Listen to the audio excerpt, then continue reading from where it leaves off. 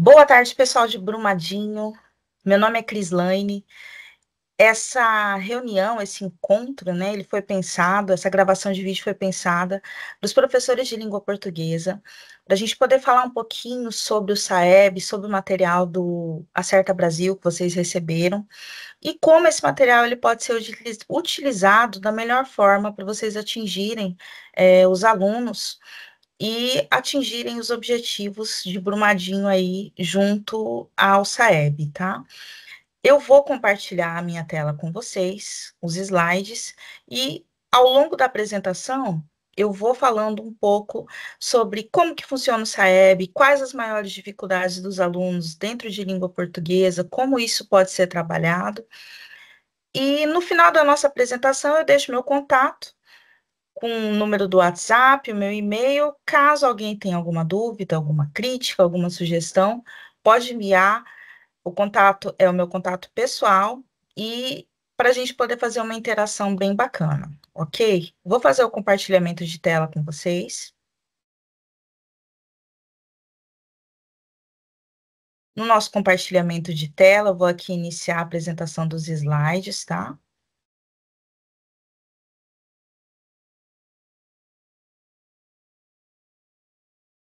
Espero que vocês gostem da nossa aula e hoje eu espero que possamos falar sobre os desafios e possibilidades no ensino da língua portuguesa, um olhar sobre os escritores do SAEB e a utilização do material do Acerta Brasil.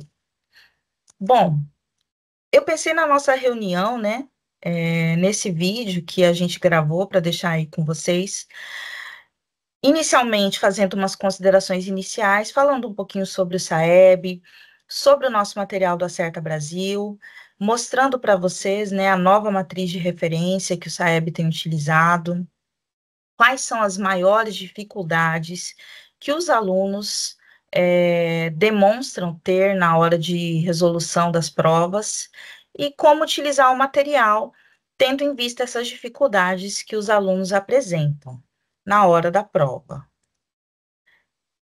Então, dando continuidade aqui,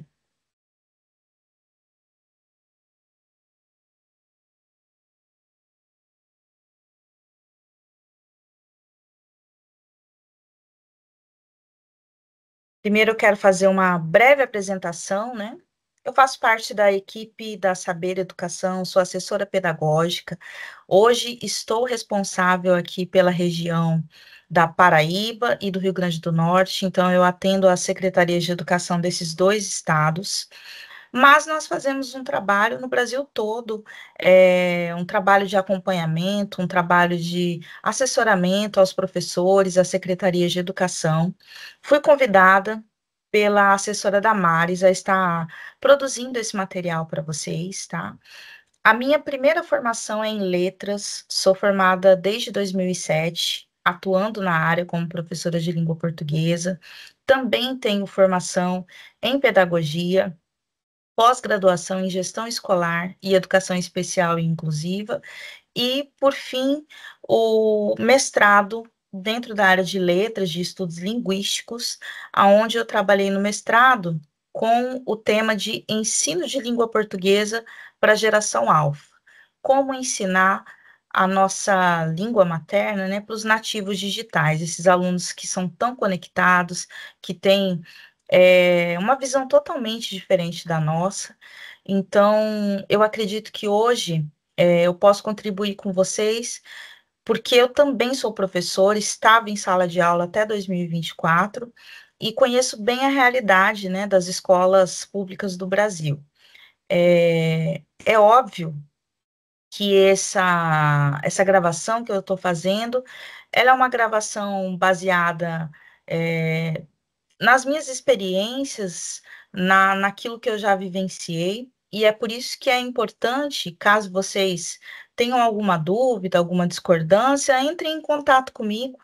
No final eu vou passar o meu WhatsApp para vocês, porque eu acho bacana esse diálogo, né, entre nós que somos da área de educação. Bom, para iniciar, eu quero iniciar com uma frase de Comênio, que diz que é necessário desenvolver um método de ensino em que os professores lecionem menos para que os alunos possam aprender mais. Quando a gente fala de língua portuguesa, e isso é muito interessante, é, sem sombra de dúvidas, é a disciplina, né, junto com a matemática, que tem maior peso na escola. A gente sabe disso, sabe que as outras matérias são tão importantes quanto, mas a língua portuguesa e a matemática, elas vêm puxando todas as outras matérias. Eu, toda vez que iniciava o ano letivo, brincava com os meus alunos, falando que eu era a professora da matéria que eles mais iam gostar. E por que que eu falava isso, né? Porque o ano letivo, o professor de língua portuguesa, ele vai entrar nas salas de aula a semana toda, quase todos os dias. Então, ou os alunos têm um bom relacionamento com o professor de língua portuguesa, ou eles vão sofrer o ano todo, né? O sotaque, viu, gente? Caso vocês achem estranho, é lá do Mato Grosso do Sul. Esqueci de falar na hora da apresentação. Eu sou de Campo Grande, Mato Grosso do Sul. E aí tem esse Rzinho puxado, tá? Continuando aqui na nossa apresentação, né? Falando um pouco sobre a coleção do Acerta Brasil e falando sobre o SAEB, a nossa coleção de materiais do Acerta Brasil, ela foi muito planejada, trabalhada para se tornar um instrumento de transformação. Hoje, quando nós olhamos para os livros didáticos, quando nós olhamos para as sequências didáticas, para os materiais manipulativos que compõem o Acerta Brasil, a gente vê um material que ele está totalmente alinhado, gente, com a BNCC e com aquilo que tem sido cobrado pelo SAEB, com a nova matriz de referência, né? Em 2022, o SAEB ele passou por uma importante mudança. A matriz de referência ela foi reformulada, né? Foi adequada à BNCC e ela substituiu aqueles antigos descritores que a gente conhecia, né, por eixos de conhecimentos e habilidades.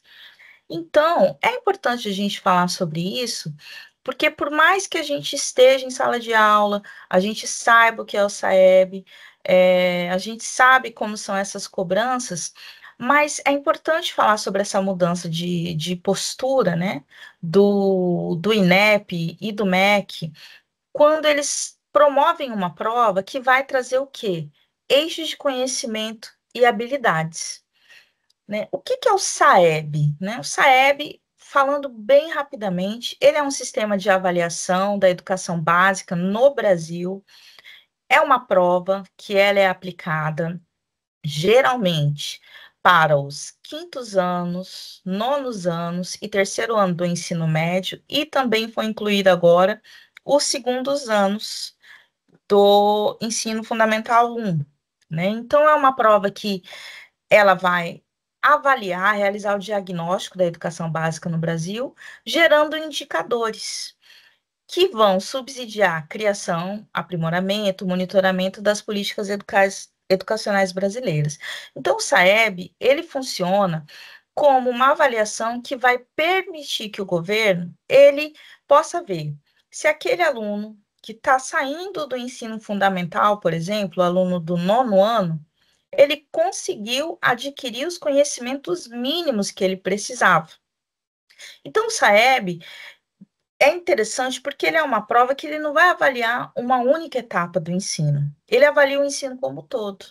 Quando eu começo a avaliar o meu aluno desde o ensino fundamental 1, no segundo aninho, depois eu faço uma nova avaliação no quinto ano, uma nova avaliação quando ele está saindo ali no nono ano. E ao final do período, no terceiro ano do ensino médio, eu tenho como saber se, de uma forma, uma escala nacional, os meus alunos eles estão com os conhecimentos mínimos necessários que eles deveriam ter na escola, ok? E aí, como que são os testes do SAEB, né?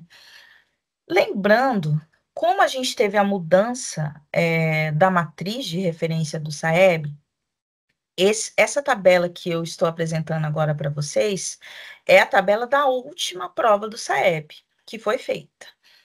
A prova mais recente vai ser realizada agora, no final do mês de outubro de 2025, então está chegando a prova do SAEB, e nós ainda não temos certeza se a quantidade de questões vai permanecer a mesma ou não, tá?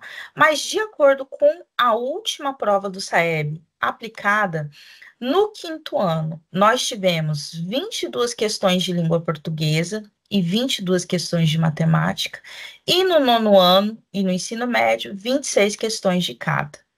Então, é uma prova que vai focar na língua portuguesa e na matemática como carro-chefes, mas vai trabalhar com outras disciplinas, né, através de exemplos de textos multimodais. Então, o foco é na língua portuguesa e na matemática, mas isso não exclui as outras matérias, que também são utilizadas, tá?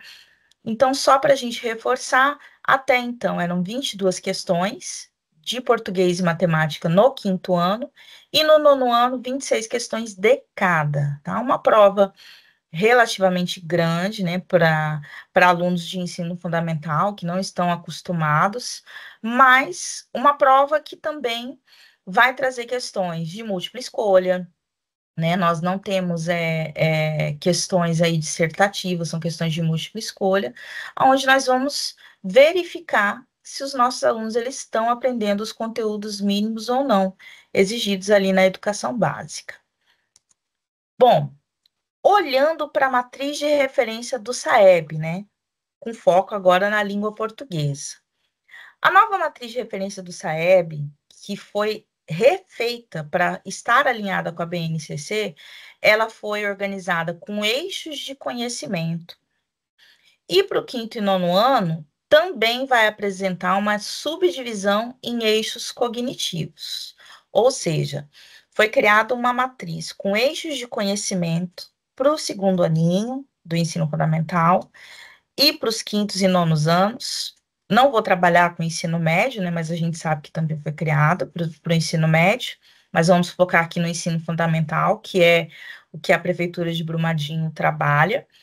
E, além dos eixos de conhecimento, também foram propostos eixos cognitivos ali para os quintos e nonos anos, tá? Então, quando eu olho para os eixos do conhecimento, ali quinto e nonos anos, o que eles estão trabalhando como foco? Eles estão verificando a questão da leitura, se os nossos alunos sabem ler, analisar, interpretar. Eles estão trabalhando a questão da análise linguística e semiótica, se nossos alunos sabem sobre coerência, coesão, sobre recursos de ligação, e também com a produção de textos. E como eixos cognitivos, a gente tem os verbos, né? Reconhecer, analisar, avaliar e produzir. Eu vou mostrar para vocês como que isso aparece, né? Então, a gente falando um pouco sobre os eixos de conhecimento, né? A leitura. O que a leitura ela tem que trabalhar? O que ela está trabalhando de acordo com o SAEB, né? Esse eixo é comum para todos os anos do ensino fundamental. Então, a leitura ela vai aparecer ali para o quinto e nono ano, e nele estão agrupadas as habilidades referentes à recepção de textos, estratégias, procedimentos de leitura e compreensão do texto lido. Entre os aspectos mobilizados pelas habilidades desse eixo estão a apropriação de ideias gerais de um texto, a articulação entre linguagem verbal e não verbal, a localização de informações explícitas e implícitas, a identificação da função social dos textos e as características de gêneros textuais, provenientes de diferentes contextos sociais e domínios discursivos, por exemplo, texto literário, texto jornalístico, publicitário, divulgação e etc. Então, o eixo de conhecimento da leitura, ele é muito amplo. Porque nesse eixo de conhecimento, eu vou trabalhar muitas habilidades. Eu vou verificar se o meu aluno sabe a diferença entre linguagem verbal e não verbal. Eu vou verificar se o meu aluno ele sabe inferir informações do texto, informações que estão explícitas e principalmente as implícitas, as quais eles têm muita dificuldade. Eu vou saber se ele conhece, sabe diferenciar os diferentes tipos de gêneros textuais que podem aparecer. E se eles sabem essas mudanças de discurso provenientes aí, né, dos contextos sociais, das diversas situações que a gente encontra no dia a dia. Então, ele é um eixo bem amplo. Depois, nós temos a produção de texto. Esse eixo também é comum a todos os anos do ensino fundamental e compreende práticas de linguagem que envolvem criação autoral do texto escrito, considerando aspectos contextuais, função social, estruturas de linguagem e gênero, preconizando práticas de produção textual relacionadas às práticas sociais e considerando o texto histórico e social e os diferentes contextos de produção. Esse eixo ele vai analisar se o nosso aluno ele sabe produzir textos. Mas hoje em dia, quando eu falo de textos, eu não estou falando somente do texto dissertativo argumentativo que a gente encontra nas redações. Eu estou falando dos diversos tipos de textos multimodais. Será que o meu aluno ele sabe produzir um gráfico, um infográfico? Será que ele sabe produzir um artigo de opinião? Será que ele sabe produzir um texto jornalístico, né? Uma carta, um e-mail? Então, a produção de texto nas mais variadas possibilidades que ela existe. E, por fim, a análise linguística e a semiótica, que nesse eixo são exploradas através de procedimentos e estratégias de análise e reflexão sobre a língua, considerando a sua estrutura, gramática, sintática e morfologia. Vale destacar que esse estudo ocorre de maneira integrada e a leitura e escrita do texto, ou seja, o objeto de análise é o texto e a língua é o sistema de possibilidades para sua produção e interpretação. É importante a gente frisar, os professores de língua portuguesa já sabem disso, com certeza vocês dominam isso, mas antigamente nós trabalhávamos a gramática de forma separada, né? Nós trabalhávamos de forma descontextualizada. Né? A gramática, a gente pegava ali as 10 classes gramaticais e ensinava para o aluno o que é o artigo, o que é o substantivo, o que é o verbo. E hoje em dia, nós temos esse trabalho também de mostrar para ele as classes gramaticais que existem, mas nós temos que contextualizar, colocar isso dentro do texto, colocar isso dentro de uma realidade. Eu não posso ensinar o aluno de forma descontextualizada, não é assim que funciona mais. E a avaliação do SAEB, ela mostra isso para a gente. Quando eu trabalho isso de forma descontextualizada, o aluno não entende.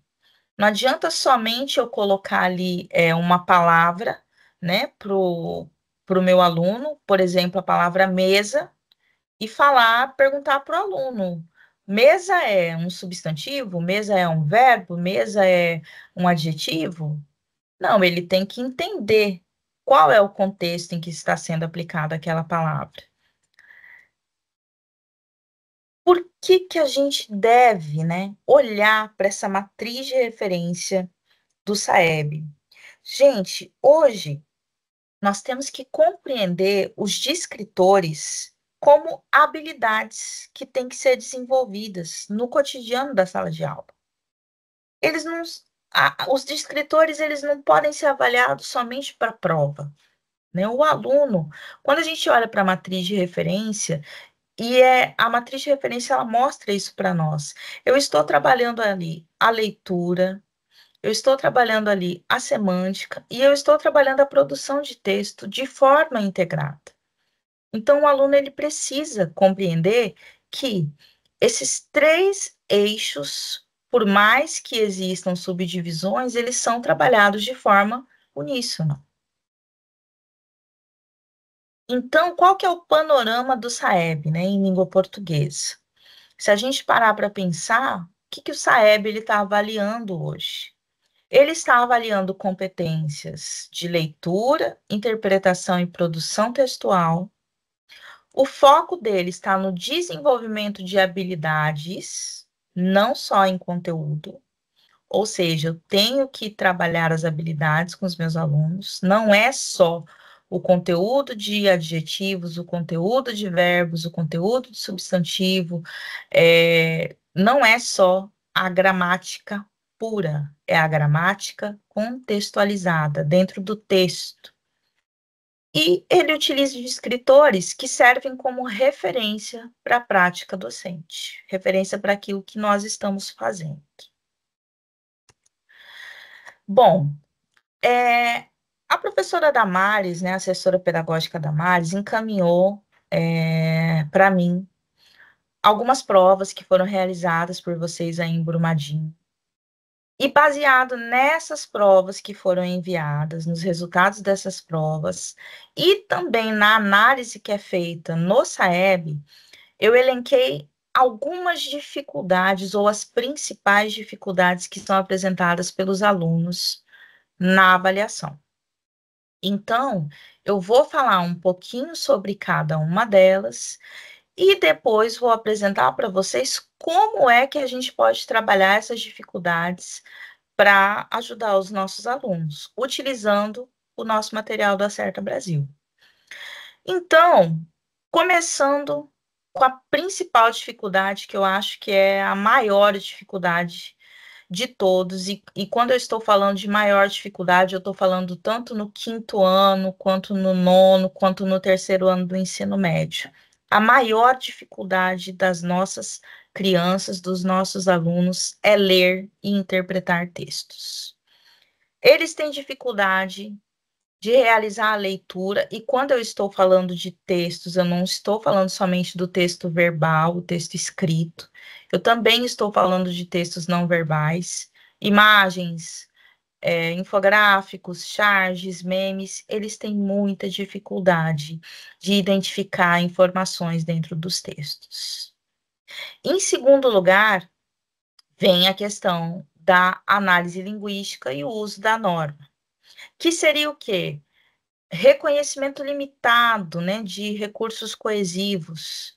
Eles têm dificuldade de reconhecer a importância dos recursos coesivos, dificuldade também, né, de utilizar ali pontuações, conjunções, tempos verbais. Terceiro lugar, gêneros textuais e práticas de linguagem. Muitas vezes eles têm dificuldade de reconhecer qual é o gênero textual que está sendo utilizado em determinada atividade. Eles têm dificuldade em diferenciar um texto narrativo de um texto expositivo, de uma argumentação, né? E, por fim, a produção de texto, que está totalmente ligada a tudo isso que a gente falou. Se um aluno tem dificuldade em ler, interpretar, usar a norma, né, e usar os gêneros textuais, como é que ele vai produzir um texto? Ele não tem condições de produzir um texto se todos esses outros descritores aí que a gente falou também estão em defasagem, né? Então, nós vamos focar nessas dificuldades e em como nós podemos ajudar os nossos alunos a enfrentar essas dificuldades, tá? Mas antes de mostrar no livro didático mesmo do Acerta Brasil, né, o que nós podemos usar ou como eles aparecem, eu quero falar por que essas dificuldades acontecem. Eu acho que é necessário nós, enquanto professores de língua portuguesa, pararmos para pensar um pouco nessas questões. Primeiro, existe pouca diversidade de textos trabalhados, tá? Não é uma regra, mas eu acho que são coisas que nós temos que observar enquanto professores. Será que eu estou usando somente texto escrito na minha aula? Somente o texto verbal? Será que eu estou trazendo textos diferentes para eles? Será que eu estou mostrando para eles textos literários e não literários? Práticas centradas em gramática descontextualizada. É aquilo que eu falei agora há pouco, né, em um dos outros slides. Será que eu estou ensinando ainda de forma separada para o meu aluno o que que é um substantivo, o que que é um artigo? Ou eu mostro o significado, mas dentro de um contexto, dentro de um texto, dentro de uma situação-chave? Eu preciso contextualizar para o meu aluno aquilo que ele está fazendo. Questão número 3, né? A baixa frequência de leitura significativa. A gente vê isso, não é culpa dos professores, porque o professor de língua portuguesa, ele trabalha muito, gente. Eu sei disso, eu estava em sala de aula até ano passado. Mas os nossos alunos, eles não leem coisas significativas, né? Que são textos de informação, são textos que foram bem escritos, por uma fonte confiável. Eles não têm esse costume de fazer leitura significativa. E quanto menos eles leem, menor é o repertório cultural deles, menor é o repertório de palavras. Eles conhecem, é um vocabulário muito limitado, acaba ficando limitado porque eles não têm um conhecimento de mundo amplo, né? A produção textual, às vezes, ela é pouco valorizada, porque o que que acontece? O professor tem uma demanda tão grande que é difícil para o professor pedir para o aluno fazer uma redação, corrigir essa redação, dar a devolutiva para o aluno e pedir que ele reescreva esse texto e fazer uma reanálise desse texto. É muito difícil, gente. Eu conheço a realidade, eu sei como é, mas só que são ações necessárias. Não adianta só eu pedir uma redação para o meu aluno e corrigir essa redação e devolver para ele, mas não fazê-lo reescrever esse texto ou repensar esse texto. Porque é através da reescrita que a gente melhora, é através da reescrita que a gente aprende. Então, nós temos que encontrar estratégias para que essa reescrita seja realmente feita e analisada, para melhorar o repertório dos nossos alunos, né? E, por fim, pouca exploração de gêneros digitais e multimodais. Existem muitos gêneros à disposição. Fotodenúncia, infográfico, podcast, blogs, infoblogs, mas acaba que a gente usa o livro didático, né? O livro didático é o que está à nossa disposição, é o que nós temos. É difícil, eu sei que muitas escolas não têm a sala de informática, ou é difícil você utilizar a sala de informática, mas nós precisamos revisar as nossas práticas para que a nossa aula se torne mais interessante e para que os nossos alunos sejam atingidos da forma correta. E aí, a partir desse momento, eu quero trazer algumas estratégias pedagógicas que a gente pode utilizar para vencer essas dificuldades, para vencer essas barreiras, né? Eu separei por partes, então a gente vai falar de leitura e interpretação, a gente vai falar da produção de texto, nós vamos falar da questão das inferências, tudo de forma separada, e mostrando para vocês nos livros, no material do Acerta Brasil, como isso aparece, para que a gente consiga melhorar o nosso desempenho. Eu quero começar falando da leitura e interpretação, que é a dificuldade maior dos nossos alunos, né? Eu preciso ampliar o repertório de leitura. E como que eu faço isso? Trazendo textos literários e não literários. Então, o professor ele vai trabalhar a leitura em camadas. O aluno vai fazer a leitura do texto. Ele vai identificar se aquele texto tem uma fonte, qual é a fonte. Ele vai interpretar o que aquele texto está querendo dizer, inferir quais são as informações que estão ali de forma explícita e implícita, né? E por fim, aprender a fazer uma crítica. Se aquele texto é um texto bom, é um texto ruim. o que ele aprendeu com aquele texto, né? E isso nós podemos fazer através do quê? De debates, rodas de leitura, né? Utilizando recursos multimodais como charts, memes, notícias, vídeos, que foram os recursos que eu já havia comentado anteriormente. Uma das coisas que eu gostava muito de fazer com as minhas turmas, geralmente no ensino fundamental 2 eu trabalhava ali com turmas de sétimo e oitavo ano, era propor debates. Então, nós escolhíamos de forma aleatória ou por sorteio um tema específico. Geralmente eu gostava de trabalhar com temas polêmicos, legalização do aborto, liberação do uso de armas, né? Temas que a gente vê que estão aí na mídia, violência contra a mulher. E aí a gente fazia os debates. Eu separava a sala por grupos, tinha o grupo do pró e o grupo do contra, né? Aqueles que eram a favor e aqueles que eram contra aquele tema que a gente estava trabalhando. Eles tinham que apresentar argumentos que eles já tinham pesquisado anteriormente, e no final, um grupo que já estava separado ia lá e escolhiam os vencedores, que era o grupo dos jurados que a gente falava. Então, nós dividimos em vários grupos para poder fazer várias vezes essa dinâmica. E era uma coisa que dava muito certo. Eles gostavam muito de participar desses debates. Porque no momento do debate, olha que interessante. O aluno, para ele debater, ele tem que ter argumento. Mas para ele ter que ter argumento, ele tem que ler sobre o assunto. Ele tem que entender sobre o assunto que ele está falando. E ele tem que argumentar sobre aquilo. Então, o debate ele ajuda demais nessa parte de leitura e interpretação, né?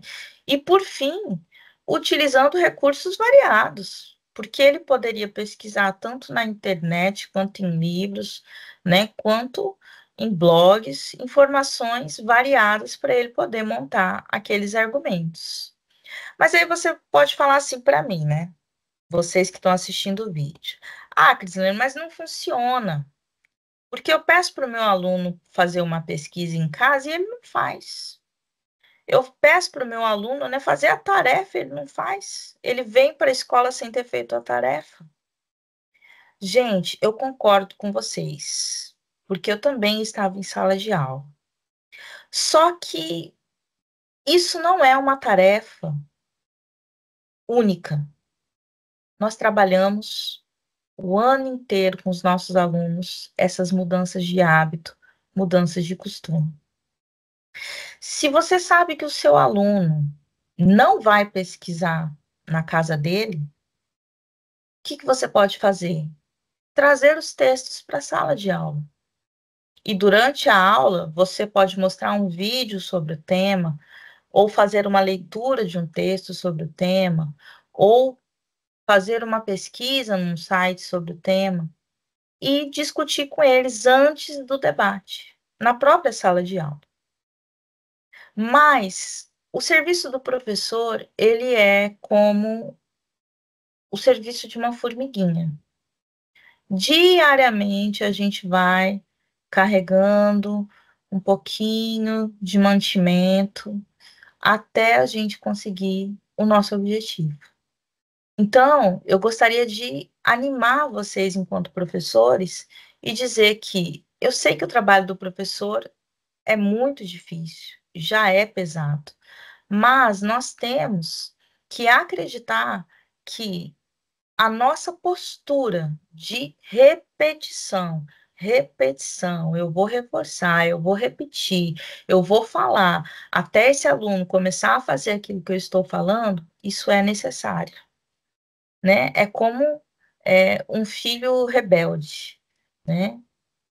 Ele sabe que ele está errado, e quantas vezes necessário for, o pai vai falar para ele que ele está errado. Eu não posso desistir de um filho, né? Eu brinco dessa forma, né?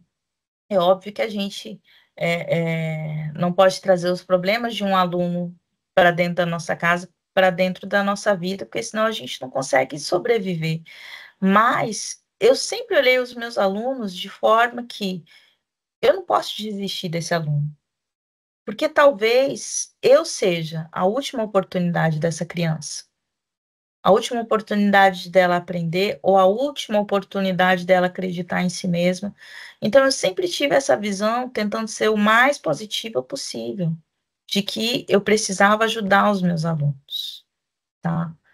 Eu quero mostrar para vocês, dentro dessas estratégias para leitura e interpretação de texto, como que aparece no nosso material do Acerta Brasil, que já está ali prontinho à disposição de vocês, esse tipo de atividade. Essa imagem que vocês estão vendo agora aí no slide, a reprodução de um trecho do livro do estudante, página 11 do 5º ano, tá? Isso aí é um exemplo de um texto multimodal. É uma imagem. Inclusive, é a missão número 1, né? Jogos com palavras e imagens. Ele já começa o texto perguntando: você sabia que textos não são formados apenas por palavras e letras? Existem diversas maneiras de compor um texto, com desenhos, fotografias e até com imagens e palavras. Esta missão tem como objetivo ajudá-lo a entender melhor textos formados por palavras e imagens. Olha que interessante. O próprio material do Acerta Brasil já começa trabalhando uma estratégia pedagógica de leitura e interpretação, mostrando o que são textos multimodais para os nossos alunos. Então, ele é um material que está muito completo e muito alinhado com aquilo que o SAEB e a BNCC estão cobrando. Outro exemplo de leitura e interpretação, que também foi retirado do livro do estudante do 5º ano, está lá na página 28. Eu tenho outro texto multimodal, uma história em quadrinhos, onde eu vou trabalhar ali com linguagem verbal e não verbal. Vou trabalhar com gênero variado. E aí, eu também estou, além de ampliar o meu repertório, porque eu posso conhecer palavras novas, figuras novas, um texto novo, eu também, quando estou trabalhando com quadrinhos, eu estou trabalhando o quê? Inferência e interpretação de texto. Porque geralmente, quando a gente está trabalhando com quadrinho, a gente está trabalhando o que o personagem quis dizer, qual é a, a, a fala do personagem, o que a fala está indicando. Isso é exemplo de inferência e interpretação, gente. E tudo isso está sendo trabalhado no nosso material do Acerta Brasil. Então, eu achei importante trazer para vocês olharem, né, como que isso aparece. Agora, eu tirei um exemplo do livro do 9º ano, página 10. Temos uma charge, ou seja, eu estou ampliando o meu repertório, porque eu estou apresentando um novo tipo de texto multimodal. Eu estou inferindo, interpretando, porque a charge ela trabalha com inferência e interpretação, e estou trabalhando ali com ampliação de repertório, porque eu estou conhecendo novas palavras, novos termos. Então, aí eu tenho o exemplo, né? Leia Charles de Junião, cartunista e ilustrador, que foi publicado em uma rede social, no perfil da organização Escolas Transformadoras. Eu tenho uma atividade que vai estar usando de uma outra linguagem para que o meu aluno aprenda a ler e interpretar. Olha que material completo que nós temos. Agora eu quero falar um pouquinho com vocês sobre as perguntas inferenciais, que são perguntas que os alunos, com o nosso auxílio de professor, eles têm que fazer quando eles estão lendo um texto. Essas perguntas, elas vão ajudar os alunos a interpretar, a conseguir compreender, muitas vezes, o que está escrito de forma explícita no texto e o que está implícito, aquilo que está na entrelinha. Então, os nossos alunos, eles têm que aprender a fazer perguntas para o texto. O que o autor quis sugerir com essa expressão? E isso são coisas que nós, como professores, quando a gente está trabalhando com texto, a gente pode perguntar para eles. Qual é a emoção ou o sentimento que está implícito neste trecho? Se o título fosse alterado, qual poderia ser e por quê? O que podemos deduzir sobre a personagem a partir das suas falas? Olha aí, a dedução, indução, inferência. Que opinião o autor defende, mesmo sem dizer diretamente? Se essa notícia fosse publicada em rede social, como o público reagiria? São exemplos, né, de perguntas que nós podemos fazer para os nossos alunos durante as leituras, para que eles também se acostumem e quando forem fazer as questões, eles também tenham isso em mente. No material do Acerta Brasil, como que isso aparece? Trouxe um exemplo, tanto do livro do quinto ano quanto do nono ano. Ali no quinto ano, na página 36, tem um quadrinho que está trabalhando o tema do vazamento de óleo. Tenho dois peixinhos conversando e um fala para o outro. Acho melhor não ir para o Nordeste. O mar lá não está para peixe. Aliás, não está para peixe, para tartaruga, golfinho, baleia. E aí, a pergunta, né, que vem no material é: explique o sentido da expressão o mar não está para peixe. Olha aí a inferência que aparece no nosso material. O que o autor quis dizer quando ele usou a expressão o mar não está para peixe? São questões como essa que vem na prova do SAEB. A diferença é que aqui é uma pergunta aberta, dissertativa. E nas provas do SAEB, as perguntas, elas são de múltipla escolha. Mas a partir do momento que eu ensino o meu aluno a entender o que é uma inferência, o que é uma dedução, ele automaticamente consegue achar as respostas de múltipla escolha. Outro exemplo de perguntas inferenciais, agora do livro do nono ano, página 13. Mais uma vez, um texto multimodal, um quadrinho, uma charge, e ali eu tenho dois homens conversando. Um fala para o outro: ganhei um livro. E você, sabe como funciona esse negócio? Que ele está mexendo no celular. Meu pai disse que é só abrir a primeira página, conectar no cérebro e navegar pela imaginação.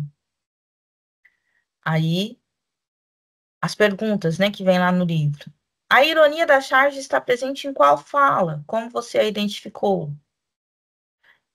A questão número 2, né?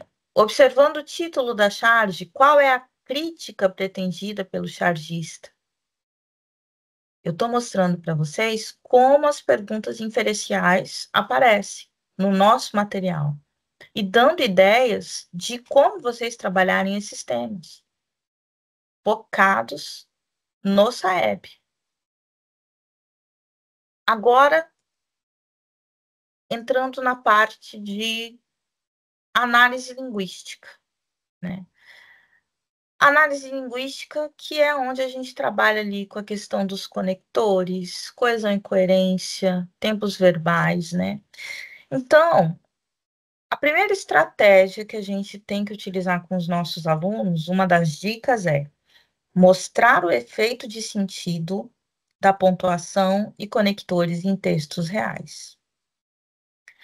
Até o nosso aluno chegar lá no ensino médio, quando realmente ele tem uma preparação para o Enem, pensando nas redações, texto dissertativo argumentativo, leva muito tempo.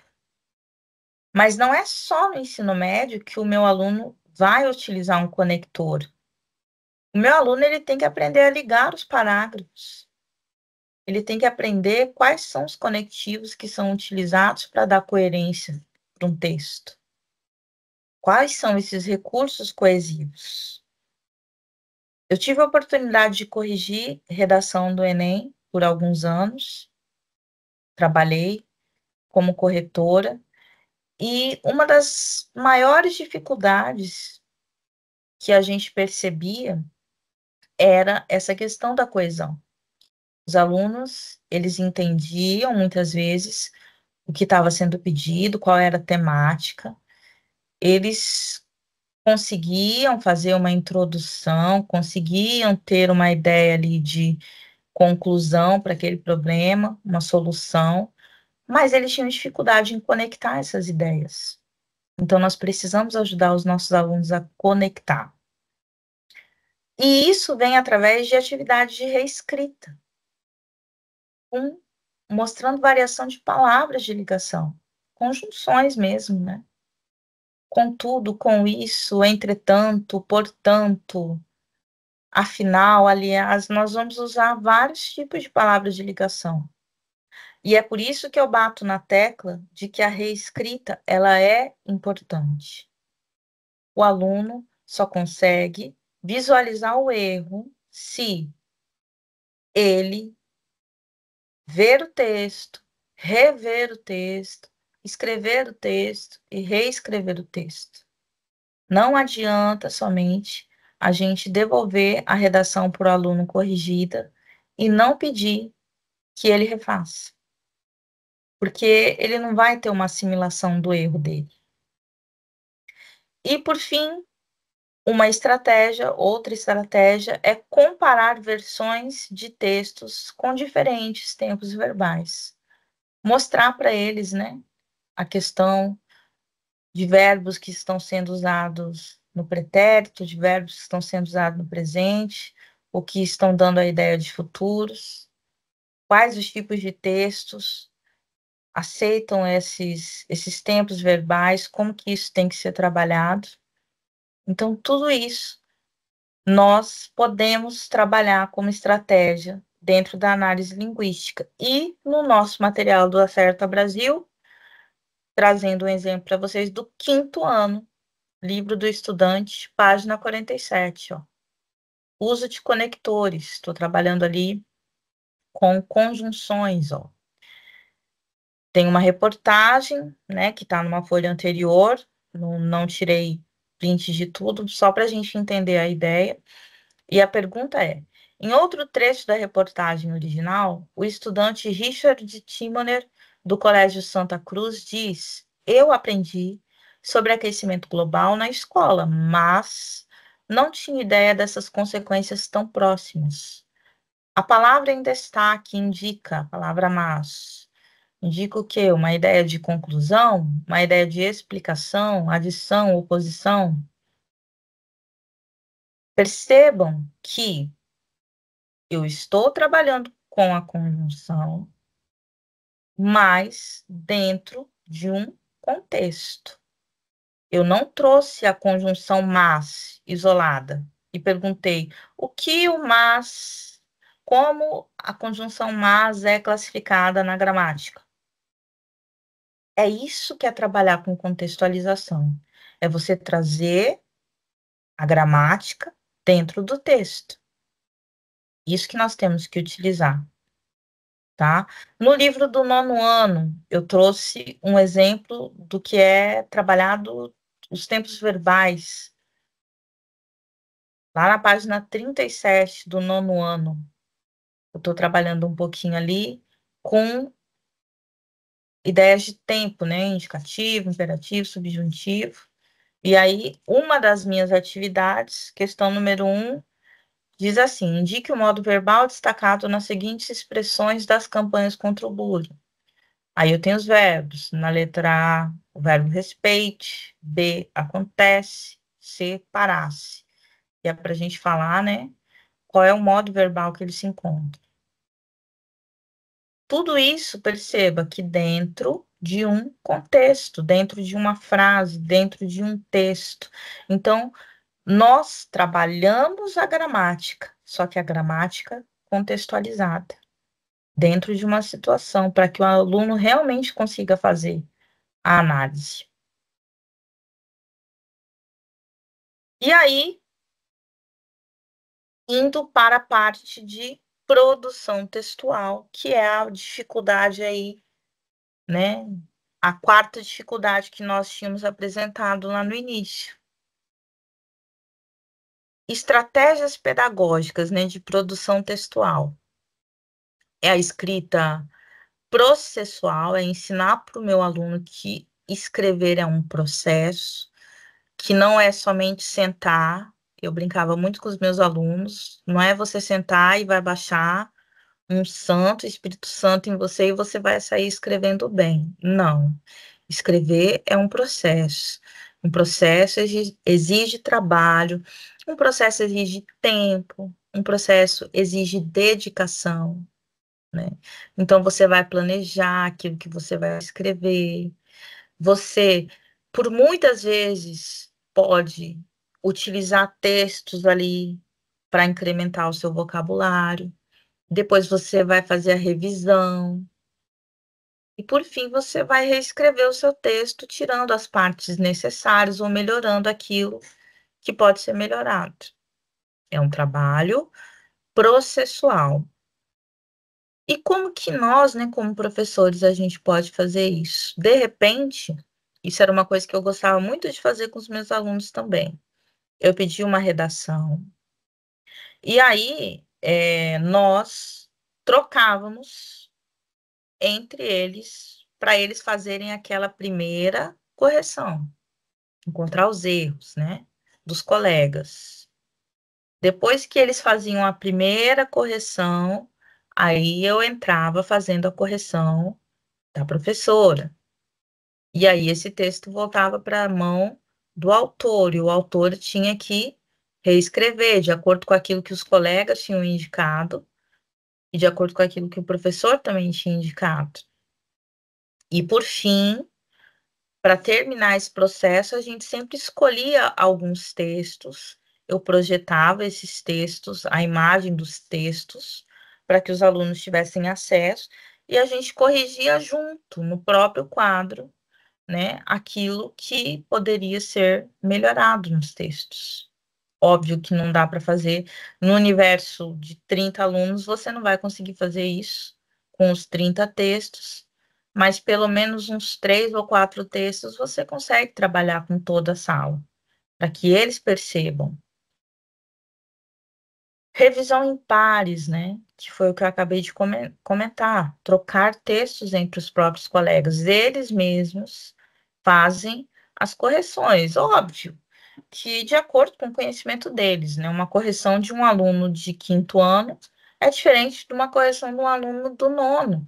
Mas desde que eles percebam um ou outro problema que o texto do colega apresenta, eles já estão em vantagem, eles já estão aprendendo, né? Outra estratégia, produção de gêneros digitais, né? Postagens, podcasts, resenhas críticas.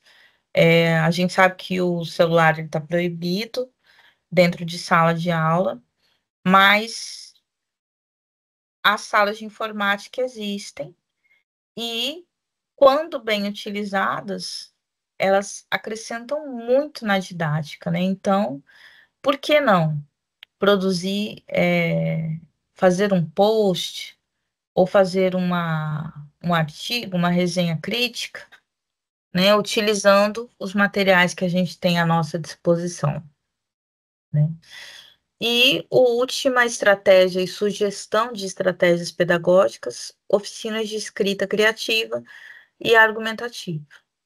Escrever diferentes tipos de texto, também aprendendo a argumentar, e aí eu volto na questão do debate, o debate é muito legal para a argumentação.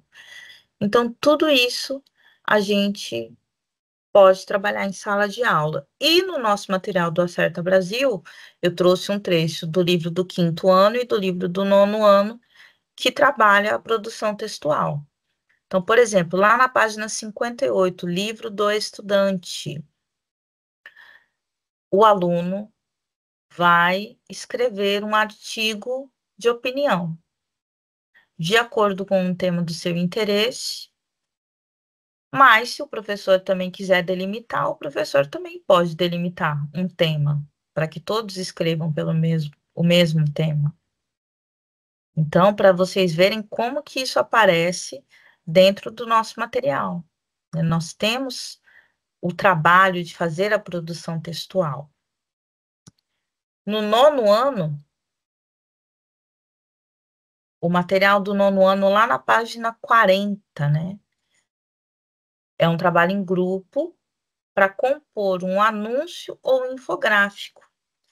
Tem vários outros exemplos de produção textual dentro do nosso material, tá? Eu só quis trazer para vocês que o nosso material ele pode trabalhar com textos verbais, como artigo de opinião, e textos não verbais, que é a proposta dessa do nono ano, ó. Compor um anúncio, um infográfico.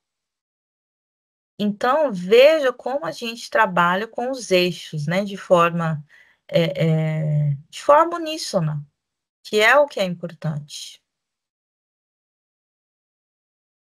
Então, para a gente refletir nesse momento, né? E eu acho que é legal a gente chegar nessa parte do nosso encontro e pensar quais são as práticas que você, professor, já tem feito na sua sala de aula. Você já está fazendo tudo isso que a gente comentou aqui? Ou existem coisas que você ainda pode adaptar e incluir no seu trabalho para fortalecer a leitura, para fortalecer a análise, para fortalecer a produção? Eu acho que é importante a gente saber reconhecer, e eu tenho muita humildade nesse sentido, de que o professor, ele todo dia tem algo novo a aprender.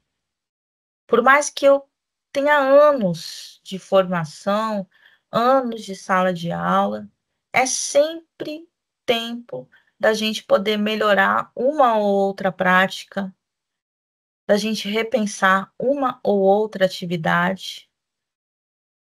Tudo isso pode ser refeito, né?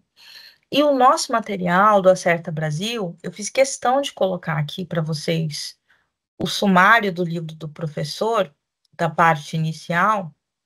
Ele é um material muito bacana, gente. Não sei se vocês já tiveram oportunidade de olhar todo o material, mas ali você tem informações sobre o SAEB, como é a matriz de referência do SAEB e a matriz da BNCC, como são feitas as questões e a análise de dados. Nós também temos ali, né, algumas matérias específicas para a nossa área, ensinando ali a importância de trabalhar com a formação de leitores, a importância da avaliação, quais são os tipos de avaliação que nós podemos fazer, a importância, né, da questão do letramento, dos multiletramentos, gêneros textuais, planejamentos, ideias de planejamentos. Então, ele é um material que ele está muito completo e à disposição. Utilizem o nosso material com carinho, né? Eu sei que talvez tenha chegado já um pouco em cima da hora, mas o nosso material é um material muito bacana, para que vocês realmente possam trabalhar sem preocupação de fazer planejamento, ou preocupação de encontrar quais são as habilidades dos escritores, está tudo aparecendo lá, né? Para encerrar aqui essa nossa parte dos slides, né? Eu trouxe dois pensamentos, um de Piaget e outro de Paulo Freire. Piaget fala que o principal objetivo da educação é criar pessoas capazes de fazer coisas novas e não simplesmente repetir o que outras gerações fizeram. Eu trouxe esse texto para nós pensarmos na nossa geração de hoje. Os nossos alunos de hoje não são iguais aos alunos que nós fomos há alguns anos atrás. Essa geração é uma geração nova, é uma geração criativa, é uma geração que precisa de estímulos.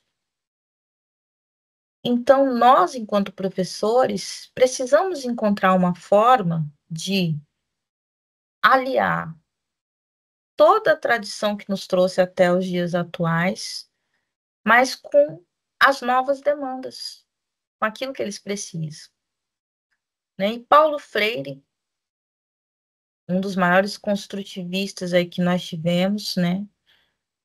Que se importou muito com a educação de jovens e adultos, dizia que ensinar não é transferir conhecimento, mas criar possibilidades para a sua própria produção ou a sua construção. O professor, ele não transfere o conhecimento que está dentro da cabeça dele para a cabeça do aluno. Seria fácil se fosse isso, mas não é. Nós somos semeadores. A gente semeia, abre a possibilidade e quem tem que produzir são eles. Então, que a gente possa, né, ter isso em mente. Nós somos semeadores, né? Parando agora de compartilhar a tela e para conversar um pouquinho mais com vocês.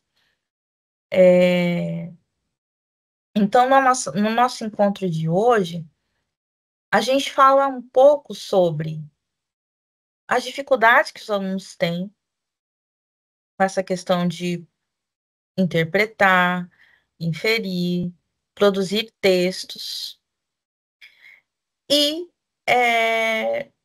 quais as estratégias que nós, como professores, podemos pensar para ajudar os nossos alunos. É chegado um momento que a gente também precisa refletir as nossas práticas, né? Eu, quando estava pesquisando para escrever a tese do mestrado, e é um tema novo, né? Falar sobre o uso de inteligência artificial no ensino de língua portuguesa é um tema novo. Não tem tantos escritos sobre isso, né? Tem muita gente produzindo, mas assim, textos teóricos, né, de pessoas que têm um renome, não tem muita coisa. Então é um tema que foi difícil trabalhar. Mas quando eu comecei a estudar mais sobre ChatGPT, DeepSeek, todas essas ferramentas que estão à disposição do professor hoje e que podem nos ajudar na nossa prática, gente, é fundamental que nós possamos aliar todo o conhecimento que a gente tem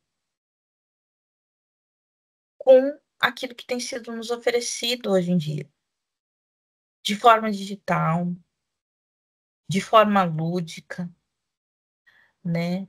É, eu não sei como montar uma prática. Hoje em dia eu posso entrar no chat GPT, por exemplo, pedir, me ajude a montar uma dinâmica, a montar uma prática para uma turma do 9º ano sobre o tema tal. O chat GPT vai vir e vai nos ajudar nesse sentido, né? Eu vou, eu acho que nós temos que pensar nesses mecanismos como possibilidades dentro daquilo que a gente já está trabalhando, tá? Então, vou compartilhar até a minha tela de novo com vocês, aproveitando esse gancho e mostrar para vocês, né? Estou compartilhando a tela.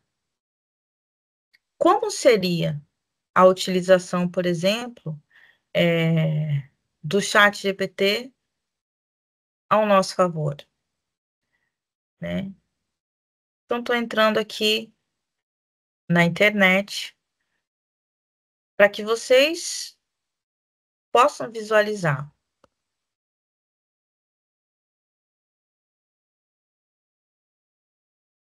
Então, ó, vou colocar aqui chat GPT.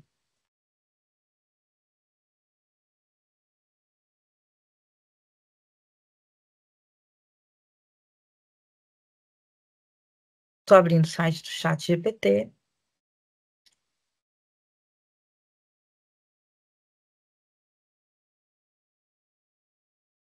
que é uma inteligência artificial, e aqui ele vai abrir a possibilidade de eu fazer uma pergunta, né? Isso que eu falei para vocês. Então, por exemplo, vou colocar uma pergunta aleatória. Me ajude a criar um plano de aula para uma turma escolar de nono ano para trabalharmos com produção de texto. Vou colocar aqui, produção de texto. E vou acrescentar mais, pensando na matriz curricular do SAEB. Então, veja bem, o chat GPT, ele é muito bom quando a gente sabe utilizar o prompt de comando. O que é o prompt de comando? É aquilo que você está escrevendo aqui. É o comando. Isso aqui é uma máquina. Então, quanto mais específico nós somos, mais específico a pesquisa vai retornar para nós. Então, vou mandar a pesquisa aqui para ele, ó. Eu estou mostrando isso para que vocês vejam um recurso que está à nossa disposição, né? Que pode nos ajudar, né? A trabalhar, ó. Aí ele já respondeu, ó. Claro, posso te ajudar a criar um plano de aula voltado para a produção de texto, alinhado com as diretrizes da matriz curricular do SAEB para o nono ano. O SAEB, Sistema de Avaliação da Educação Básica, avalia competências específicas de leitura e escrita, e é importante que as atividades estejam alinhadas com esses objetivos. Ele me fez um plano de aula para 2 aulas com o nono ano. Objetivo geral: desenvolver competências de produção textual no gênero narrativo ou dissertativo argumentativo, ou seja, estou trabalhando com 2 tipos de texto aqui, 2 possibilidades, com ênfase na organização das ideias de coesão e coerência. Olha aí, a coesão e coerência, respeitando normas da língua portuguesa. Objetivos específicos, né?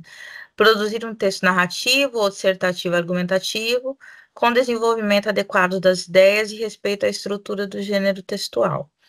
Identificar e aplicar recursos de coesão e coerência, trabalhar etapas de planejamento, rascunho, revisão e reescrita, refletir sobre a estrutura e propósito do gênero exclusivo. Conteúdos, produção de texto narrativo. Então, se eu fosse trabalhar o texto narrativo, eu traria para os alunos a estrutura básica, como que é feito, introdução, desenvolvimento, conclusão, quais são os elementos da narrativa, coesão e coerência narrativas. Se eu fosse trabalhar o texto argumentativo, eu trabalharia esses outros termos. Ele coloca aqui quais são as competências e as habilidades, de acordo com o SAEB, né, que estão sendo trabalhadas nesse planejamento. E aqui vem a metodologia de como fazer a aula. Então, ó, até os minutos, né, que você pode trabalhar. Aula 1, Introdução à produção textual e planejamento. Explicar o que é produção textual, a importância de organizar as ideias antes de escrever, discutir diferenças entre gêneros narrativo e dissertativo argumentativo, apresentando exemplos. Desenvolvimento. Escolher com a turma um tema comum para os textos, por exemplo, o impacto das redes sociais no comportamento dos adolescentes, ou, né, se você for trabalhar o dissertativo argumentativo, ou a narração, um dia que mudou minha vida. Para textos narrativos, fazer uma discussão sobre os elementos da narrativa e propor que os alunos construam um esboço, incluindo personagens, cenário, trama. E para textos dissertativos e argumentativos, discutir a importância da tese, da argumentação, com exemplos e análise crítica de texto. Aí vem o momento da atividade, orientar os alunos a fazerem um esboço inicial dos seus textos, com um rascunho das ideias principais. Depois vem a aula 2, que é onde vai ser produzido e revisado. E depois, né, a forma de avaliação que pode ser feita, os recursos necessários. Ele traz até um exemplo de atividade extra, que é opcional. Para aprofundar o conteúdo, os alunos podem ser incentivados a continuar a revisão de seus textos em casa, trazer sugestões de melhoria para a próxima aula. Outra sugestão seria utilizar uma ferramenta online, olha aqui eu trabalhando com recursos, né? De revisão de textos, como o Flipgrid ou o Google Docs, para que os alunos possam interagir e revisar os textos uns dos outros de forma digital, que é uma opção também. Esse plano está alinhado ao SAEB, que cobra a produção de textos com clareza, argumentação estruturada, domínio da língua. O que acha desse formato? Podemos ajustar algum ponto? Ou seja, vou parar de compartilhar aqui e voltar a conversar com vocês. Mostrei um exemplo aqui prático, real e rápido de como você vai usar o chat GPT, você, professor, ao seu favor. Nós temos um material que é muito completo. O material da Certa Brasil, ele já tem tudo aquilo que você precisa trabalhar com foco no SAEB, para que o seu aluno ele tenha um bom desenvolvimento. Mas, se além do nosso material, você precisar de uma atividade extracurricular, tá aí o exemplo de como você pode trabalhar na sua sala de aula. Um dos recursos que você, professor, pode utilizar, além daqueles recursos que nós já estamos oferecendo também. Então, eu fiz questão de mostrar isso para vocês, porque para muitos professores pode parecer comum o uso do chat GPT, mas ainda temos muitos professores que não utilizam por vergonha, acham que não sabem utilizar, que não utilizam por preconceito, que acham que é uma ferramenta que não é boa. Mas eu posso afirmar para vocês, é uma ferramenta que pode ajudar você, professor, a fazer um plano de aula, nem que seja um esqueleto. E a partir disso, você vai melhorando. A partir do que o Chat GPT ou o DeepSeek, que é outra plataforma também de inteligência artificial que pode ser utilizada, são exemplos do que nós podemos utilizar e que vão nos ajudar, gente. Eu falo isso com conhecimento de causa, porque eu estava em sala de aula e essas ferramentas, elas ajudam muito o professor a se desenvolver, tá? Então, assim, não vou entrar em tantos detalhes, mas quem tiver mais interesse, né, quiser saber um pouco mais sobre essas ferramentas, tem várias outras ferramentas, outros sites, outros aplicativos que podem ser utilizados nesse sentido e que eu posso indicar. Então, entre em contato comigo e eu mando para vocês, né, esse material. Agora, como a gente ainda tem um tempinho, eu gostaria de compartilhar aqui rapidamente, né, para não ficar uma coisa muito enfadonha, um material sobre metodologias ativas que também podem ser utilizadas na nossa sala de aula, tá? Então, eu vou compartilhar novamente a tela com vocês. Deixa eu entrar aqui para compartilhar, só um momento, por favor.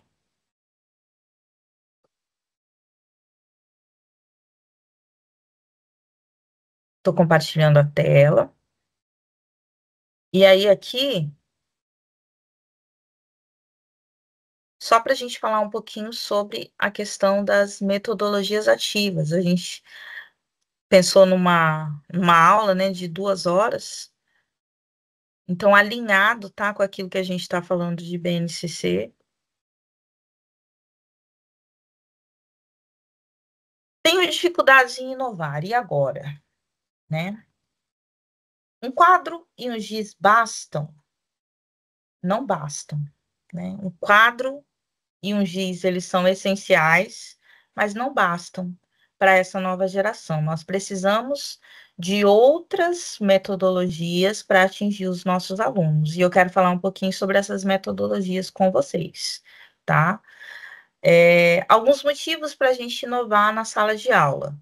A gente vai aproximar o conteúdo e a realidade, nós podemos explorar sons, cores, imagens, estimular o protagonismo dos alunos, engajar os alunos em diferentes abordagens. Inovação é transformar a escola em algo que faça sentido. Os alunos de hoje em dia, eles precisam entender por que que eles estão estudando aquilo. E não vale responder que é porque vai ser cobrado na prova, tá, gente? Nós temos que encontrar as motivações, até para que nós possamos trabalhar com mais disposição também, né? A sua sala de aula é a sua caixa de ferramentas. Você tem utilizado bem a ferramenta que você tem? O que que é a metodologia, né? As metodologias, gente, que nós utilizamos, elas têm que acompanhar os objetivos pretendidos. Então, se a gente quer alunos participativos, proativos, a gente também tem que utilizar metodologias que proporcionem isso. Nós temos que criar metodologias que ensinem os nossos alunos a ter iniciativa, tá? E aí, eu quero falar rapidamente com vocês sobre a questão das metodologias ativas, né? Que são metodologias que colocam o aluno no centro do processo de aprendizagem. A metodologia ativa de ensino, ela é uma abordagem que ela é inovadora, o professor entra como um mediador e o aluno fica no centro do processo. Aí, nós podemos trabalhar metodologias ativas com trabalhos em grupos. Dentro das metodologias ativas, a gente trabalha a questão da autonomia, reflexão, né? Aprendizagem baseada em problemas. Vou mostrar alguns exemplos para vocês, né? Como que nós aprendemos? Tem gente que aprende só ouvindo. Tem gente que aprende ouvindo e copiando, escrevendo. Tem gente que aprende perguntando. Como será que os nossos alunos eles têm aprendido? Será que eles aprendem só com aquilo que a gente escreve no quadro? Ou será que existem outras formas deles aprenderem? Então, um exemplo de metodologia ativa que nós podemos utilizar. Sala de aula invertida. O que que é a sala de aula invertida, gente? É a sala de aula aonde eu vou pedir para o meu aluno fazer uma pesquisa na casa dele, fora da sala de aula, e depois ele vai retornar com essa pesquisa, e é onde a gente vai dar continuidade ao ensino. Então, ó, antes, né? Ele tem 3 processos: o antes, o durante e o depois. O antes, os estudantes se preparam estudando para as atividades em sala. Durante o processo, ele vai praticar os conceitos aprendidos e depois ele vai revisar o conteúdo e estender os seus aprendizados. Ou seja, ele pode se preparar tanto em sala quanto em casa, tá? Fazendo pesquisas. Depois a gente vai trazer para a sala de aula aquilo que ele pesquisou e aí a gente vai revisar esse conteúdo. É como se, eu vou trazer o exemplo dos debates novamente para vocês. Eu quero trabalhar com os meus alunos o tema da gravidez na adolescência. Então, ele vai fazer pesquisas sobre esse tema, tá bom? E aí ele traz as pesquisas dele e baseado nessas pesquisas é que a gente vai dar continuidade na aula. Isso é um exemplo de sala de aula invertida. Rotação por estações. Rotação por estações é muito legal porque você consegue trabalhar com diferentes temas divididos dentro da sala de aula. Então, por exemplo, vou trazer o exemplo aqui da produção de um texto. Como que eu poderia trabalhar a produção de um texto com rotação por estações? Eu poderia, dentro da minha própria sala de aula, criar 3 espaços, né? Como seriam esses espaços? Vamos pensar aqui comigo, ó. Dentro da minha sala de aula, eu poderia colocar o meu aluno, uma turma que vai tá aprendendo ali os conceitos iniciais, como que se produz um texto. Na outra estação, eu poderia ter uma estação sobre com entrevistas, recortes de jornal, com impressões de textos, com temas variados, que seria a estação ali que eles iam adquirir conhecimento, né, informações, conhecimentos, textos motivadores, e de repente fazer uma terceira estação com ideias de conclusões, situações problema, de como resolver problemas. Vocês entendem? Eu faria 3 estações e os meus alunos passam pelas 3 estações. E no final, a gente finaliza escrevendo um texto dissertativo argumentativo. Seria uma forma de trabalhar com eles, andando em sala de aula, tá? Tentando dinamizar um pouco mais a nossa aula e trabalhando com a produção de texto, que é uma das dificuldades que a gente viu que os nossos alunos mais apresentam quando a gente está falando de SAEP, tá? Isso é um exemplo de rotação por estação. O material do Acerta Brasil tem os kits manipulativos de português e de matemática, tá? Os kits manipulativos, eles são muito legais para usar como material de rotação também, tá? São ideias, né? Vou compartilhar a tela de novo aqui com vocês para continuar, tá? Mostrando. Voltando aqui para o nosso texto.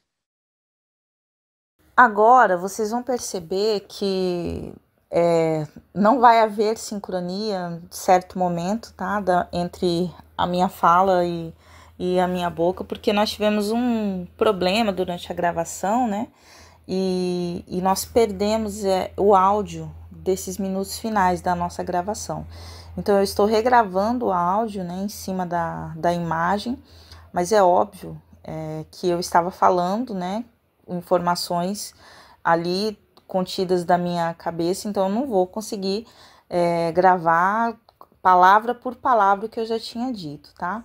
Eu quero mostrar para vocês a questão do ensino híbrido, que são gravações síncronas ou assíncronas que nós podemos fazer e que nós podemos compartilhar com os nossos alunos. O síncrono é aquilo que a gente faz ao vivo, então o professor está gravando e a gente vai participando ali da aula junto com ele ao mesmo tempo, e o assíncrono são vídeos que a gente grava, assim como esse que eu estou fazendo agora para vocês e disponibiliza depois. Então, o ensino híbrido ele é uma forma muito bacana de trabalhar. Você pode estar trabalhando com material em sala de aula e, de repente, complementar suas informações pedindo ao seu aluno que assista um vídeo do YouTube ou de outra plataforma que você acha interessante. Eu gostava muito de trabalhar com o professor Noslen, vídeos do professor Noslen, que é um professor assim referência em língua portuguesa. Então eu sempre, quando eu via que eu tinha um aluno com mais dificuldade, ao final da minha aula, eu trazia algum vídeo para esse aluno especificamente, ou pedia para que ele assistisse na casa dele vídeos sobre de forma híbrida, né?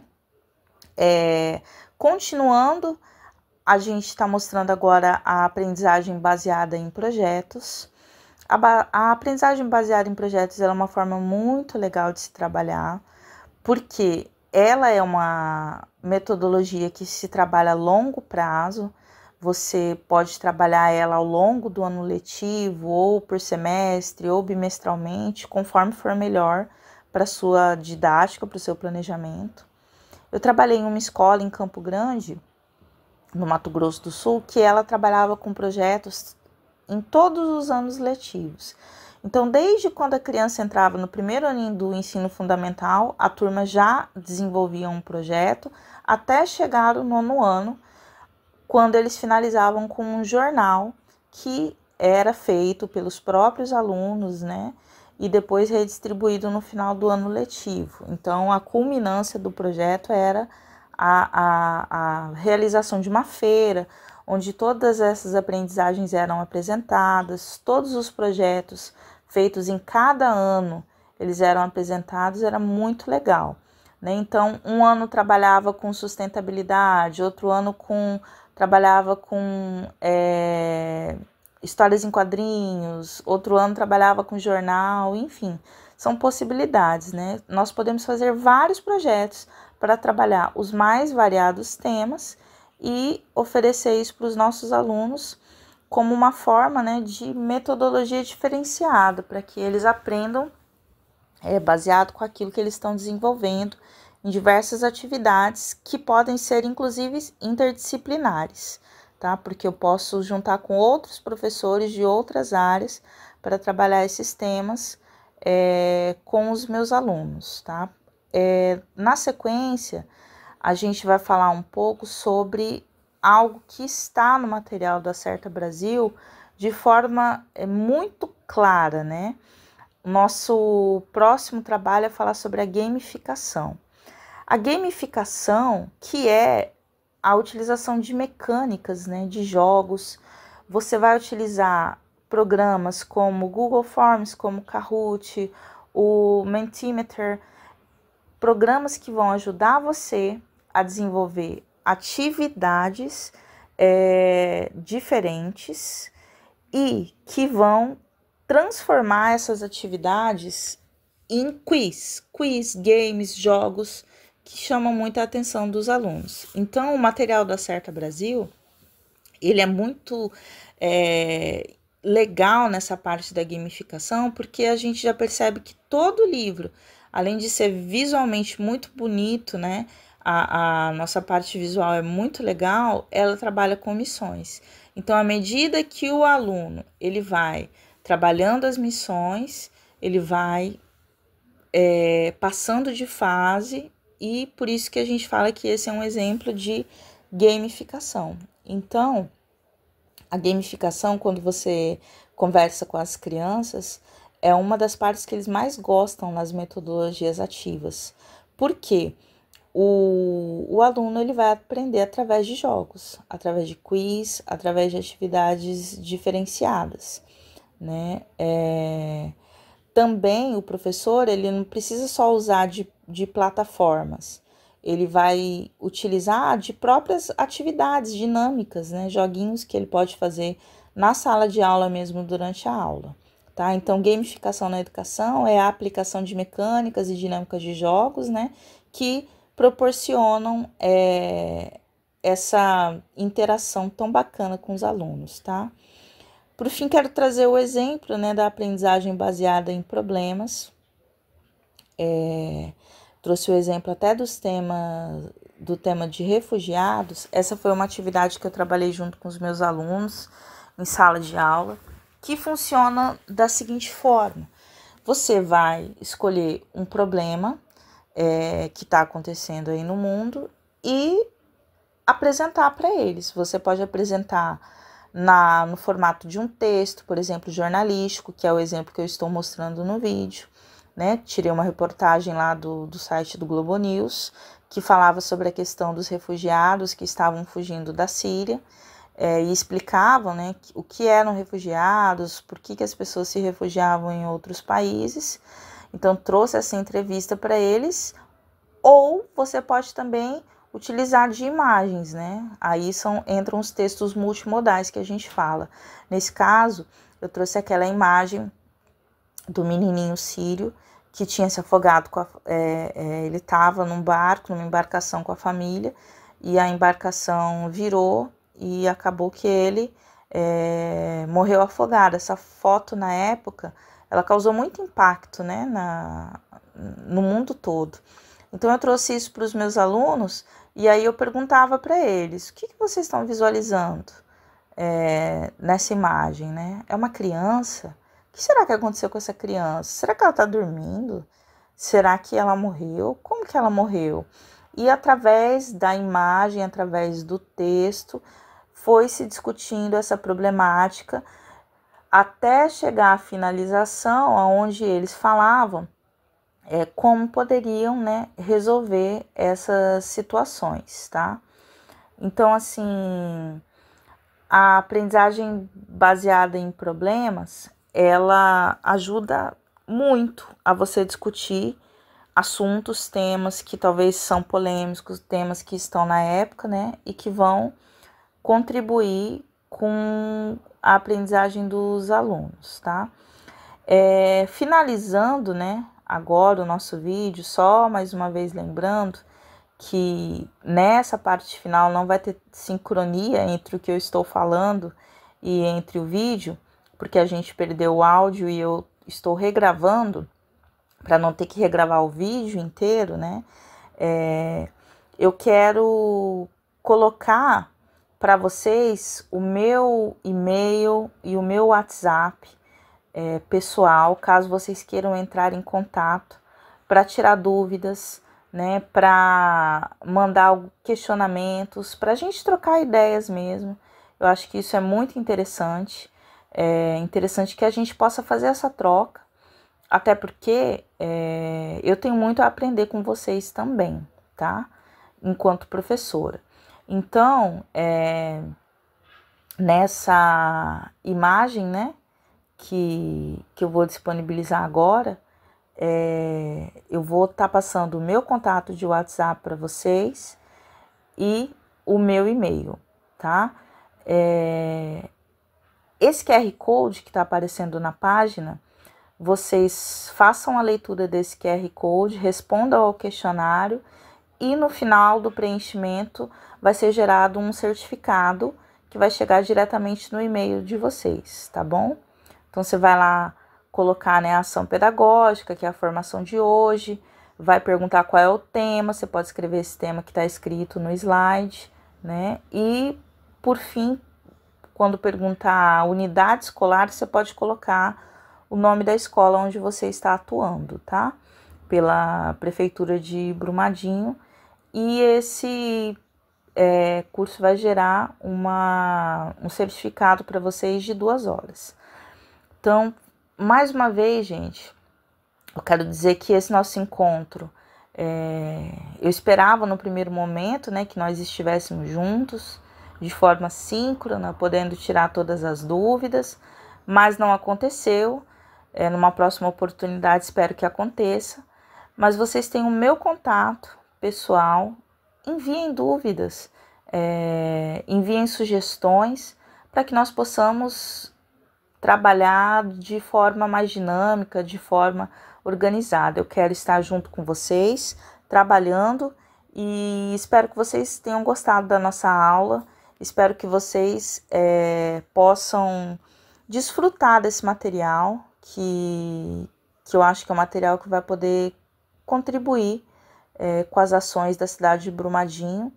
E outra coisa que eu quero aqui frisar, né?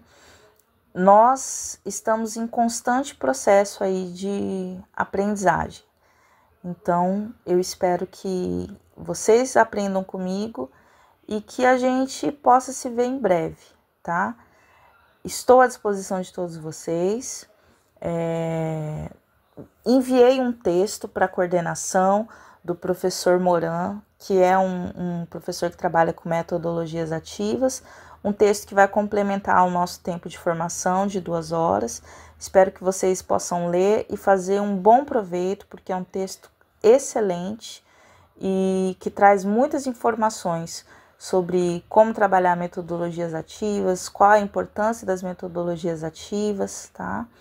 E espero que vocês leiam esse texto do professor José Moran e gostem. E estou à disposição, me procurem caso seja necessário.